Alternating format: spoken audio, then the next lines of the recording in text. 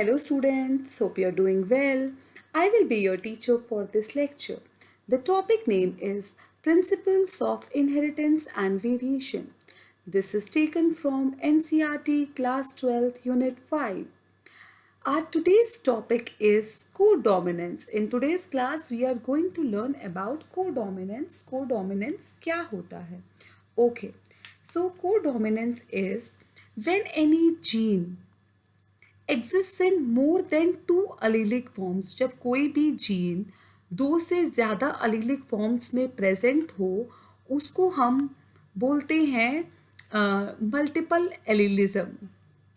When a gene is present in more than two allelic forms, it is known as multiple allelism.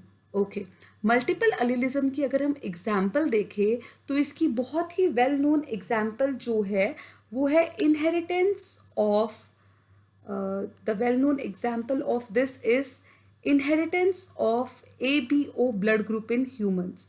Humans के case में जो blood group A, B और A की जो inheritance है वो multiple allelism की जो बहुत ही वेल नोन एग्जाम्पल है. ओके अगर हम ये सारे के सारे ब्लड ग्रुप्स देखें ABO blood group they are controlled by a gene I. So who controls these blood groups? A gene I controls all these blood groups. And this gene I, it has got three allelic forms. इसके तीन allelic forms कौन कौन से हैं? IA, IB and small I. ये इसके तीन allelic forms हैं. और किसी भी इंडिविजुअल के केस में कोई भी दो allelic forms प्रेजेंट हो सकते हैं. या तो IA और IB होगा या तो IA और स्मॉल I होगा या तो IB और I होगा. तीनों के तीनों एक साथ प्रेजेंट नहीं हो सकते हैं. कोई भी दो alleles at a time present हो सकते हैं. ओके सो जो IA और IB है वो एक स्पेशल टाइप के शुगर पॉलीमर्स बनाते हैं. कहाँ पे? On the surface of RBCs. So on the surface of RBCs, what they do? They make a special type of sugar polymers. ये सिर्फ IA और IB ही बनाते हैं. जबकि जो small I है, it does not make any sugar polymers. ये कोई भी sugar polymer नहीं बनाता है.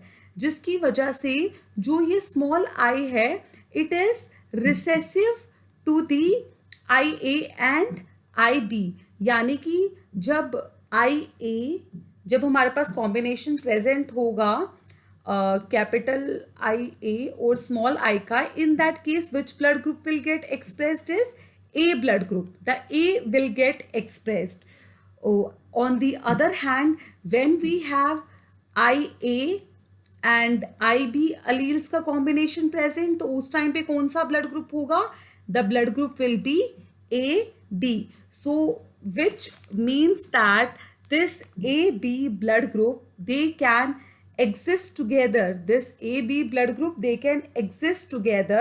So that is why they are co-dominant. अगर हम IA और IB alleles देखें, what are they? They are co-dominant. Why they are co-dominant? Because they express themselves together. वो एक साथ ही express करते हैं, इसलिए वो क्या है? वो कोडोमिनेंट है. अगर अब हम देखें जीनोटाइप और ब्लड टाइप, अगर हमारे पास जीनोटाइप होगा कैपिटल IA तो ब्लड टाइप हमारे पास कौन सा होगा? Blood group will be A in that case. So what will be the blood group in this case? The blood group will be A. अगर हमारे पास IA IB होगा because they are codominant so it will be AB. जब हमारे पास capital IA और small I होगा so in this case the blood group will be again A. In the same way in this case the blood group will be B. In this case where we have IB and small I the blood group will be B. और जब हमारे पास small I और small I होगा blood group हमारे पास कौन सा होगा? O होगा. सो इस केस में जो हमारे AB हैं what are they? They are co-dominant alleles. IA and IB, they are codominant alleles, and our blood group O, it is known as the universal donor. Blood group O को हम क्या बोलते हैं? इसको हम बोलते हैं यूनिवर्सल डोनर। इसको हम क्यों यूनिवर्सल डोनर कहते हैं? क्योंकि इस केस में कोई भी शुगर पॉलीमर सरफेस पे प्रेजेंट नहीं होते हैं, तो इसलिए ए ब्लड ग्रुप वाला बंदा भी ये ब्लड ग्रुप यूज कर सकता है, ए बी वाला भी और बी वाला भी, जबकि ओ ब्लड ग्रुप किसी और से ब्लड ग्रुप नहीं ले सकता है, वो किसी और से ब्लड नहीं ले सकता है। I hope you understood the explanation. Thank you.